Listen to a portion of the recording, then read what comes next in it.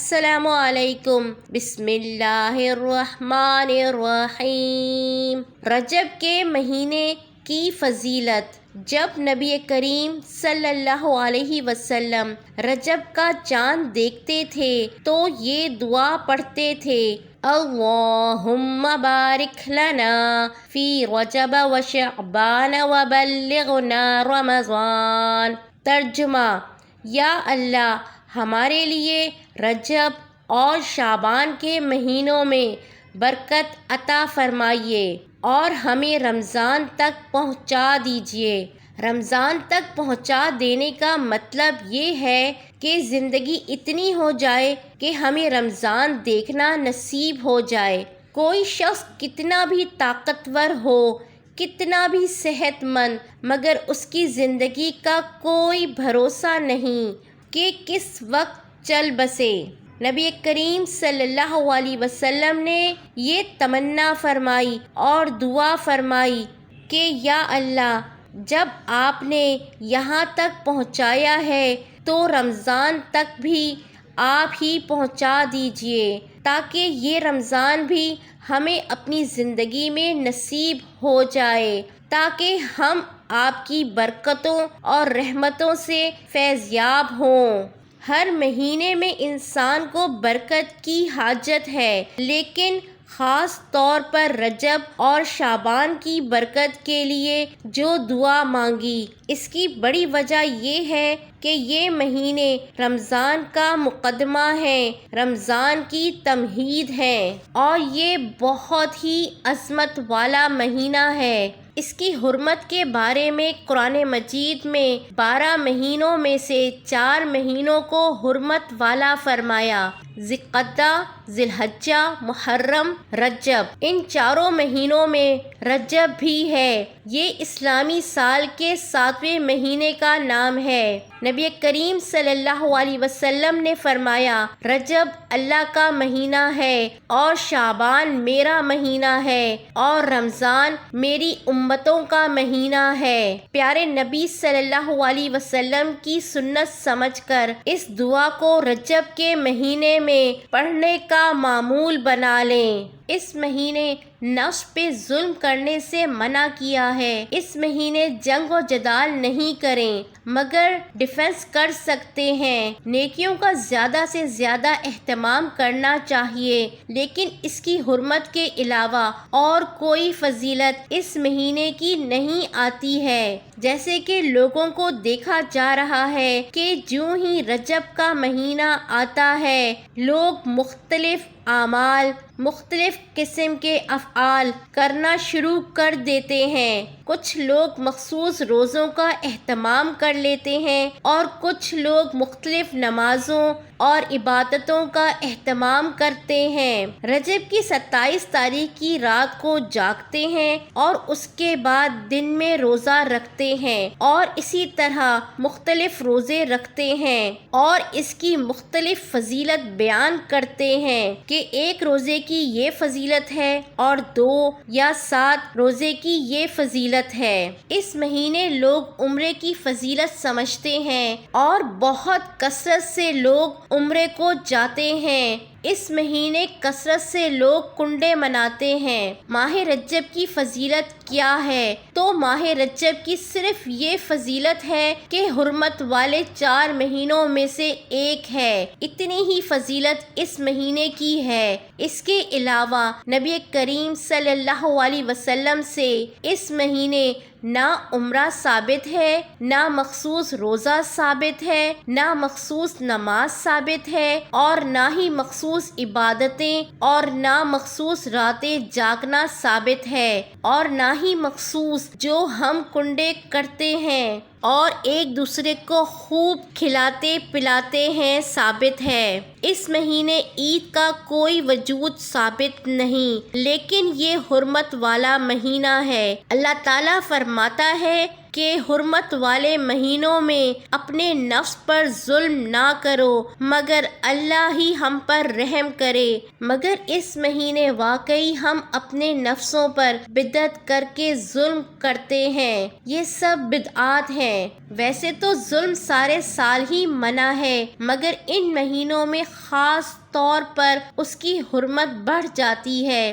نیکی تو ہمیں ہمیشہ کرنا ہے مگر ان مہینوں میں خاص طور سے نیکی زیادہ کرنی ہے۔ کسی سے لڑائی نہیں کرنی، لیکن کوئی لڑنے آ جائے تو اپنا ڈیفنس کریں مگر ہم اٹیک نہیں کریں گے۔ اس مہینے میں قتل و غارت بہت ہی بڑا جرم ہے، بہت بڑا گناہ ہے۔ عرب دور جہالت میں بھی حرمت والے مہینوں میں قتل و غارت نہیں کرتے تھے، یعنی رجب کے مہینے کی حرمت عربوں کو پتہ تھی۔ دور جہالت میں بھی عرب حرمت کو مانتے تھے اور دور جہالت میں کبھی عرب حرمت والے مہینوں کی حرمت کو پامال نہیں کرتے تھے، گناہوں سے رکتے تھے، معاصیوں سے رکتے تھے، غلط کاموں سے رکتے تھے، گناہوں معصیت سے اپنے آپ کو اور اپنے اہل و عیال کو بچائیں مگر کسی چیز کو خاص مت کریں، جیسا کہ آج کل ہم لوگ کر رہے ہیں۔ جیسے عمرہ کر لیا،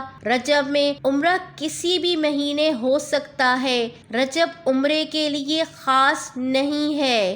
ان مہینوں میں نیکیوں میں اضافہ کریں مگر خاص نمازوں یا روزوں کا اہتمام کرنا، قرآن کی خاص سورتوں کا پڑھنا اس مہینے سنت سے ثابت نہیں۔ رجب کی اس تاریخ کو فلاں عمل کریں تو یہ ہوگا اور فلاں عمل کریں تو وہ ہوگا، ایسا کچھ بھی سنت سے ثابت نہیں۔ اس مہینے اللہ نے ہمیں اپنے نفسوں پر ظلم کرنے سے منع کیا مگر آج ہم کھلم کھلا بدعت کر رہے ہیں۔ نبی کریم صلی اللہ علیہ وسلم نے ہمیں بدعت کرنے سے منع فرمایا کیونکہ بدعت ایک سنگین جرم ہے۔ جو چیز انبیاء علیہ السلام سے ثابت نہیں، نبی کریم صلی اللہ علیہ وسلم سے ثابت نہیں، صحابہ کرام رضی اللہ تعالی عنہ سے ثابت نہیں، تابعین رحمۃ اللہ علیہ سے ثابت نہیں، اور جن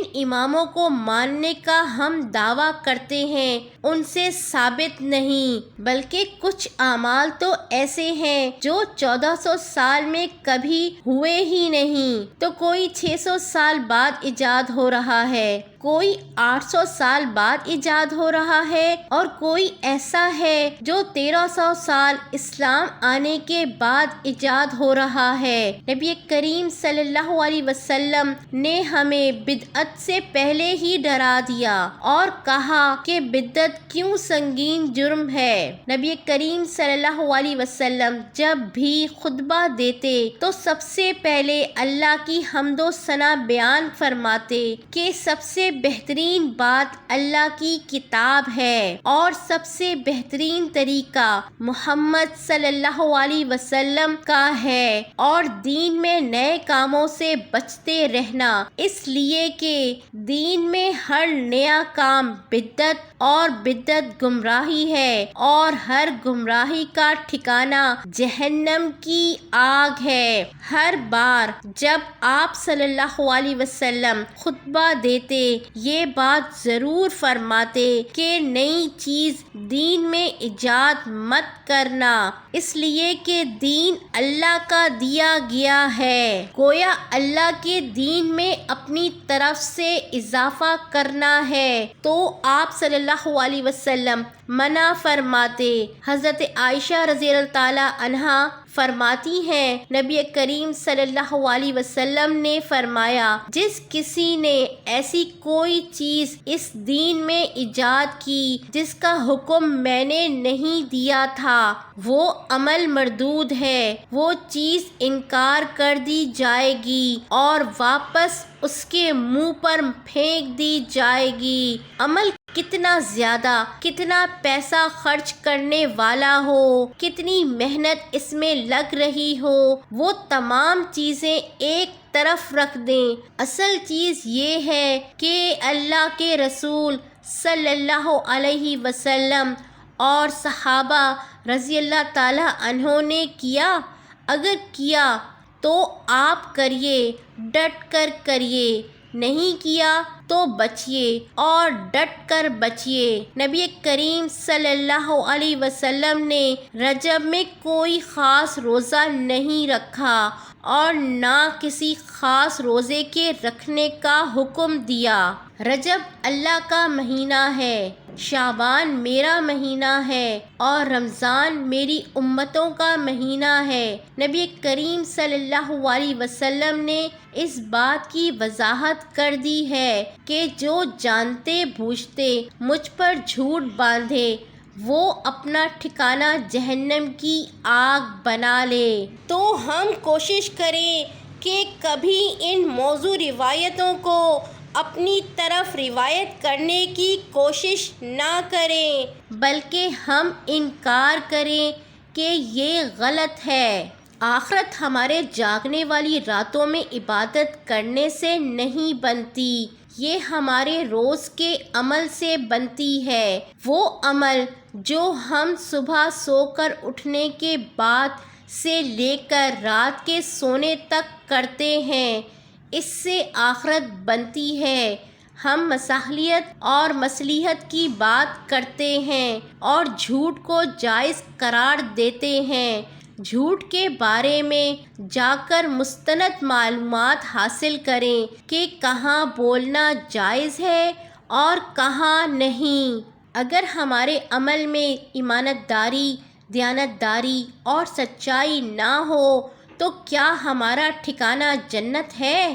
یہ سب ہمارے سوچنے کی باتیں ہیں۔ اگر آج ہم اپنی نسلوں کو صحیح اور غلط میں تمیز کرنا نہیں سکھائیں گے، صحیح سوچنا نہیں سکھائیں گے، تو جب بنیاد ہی جھوٹ پر ہوگی تو عمارت کیسی ہوگی؟ انشاءاللہ ہمیں اپنی دنیا اور آخرت سنوارنے کے لیے صادق اور امین بننا ہے۔ اللہ تعالی ہمیں اللہ اور اس کے رسول صلی اللہ علیہ وسلم کے احکامات کو ماننے والا اور عمل کرنے والا بنائے۔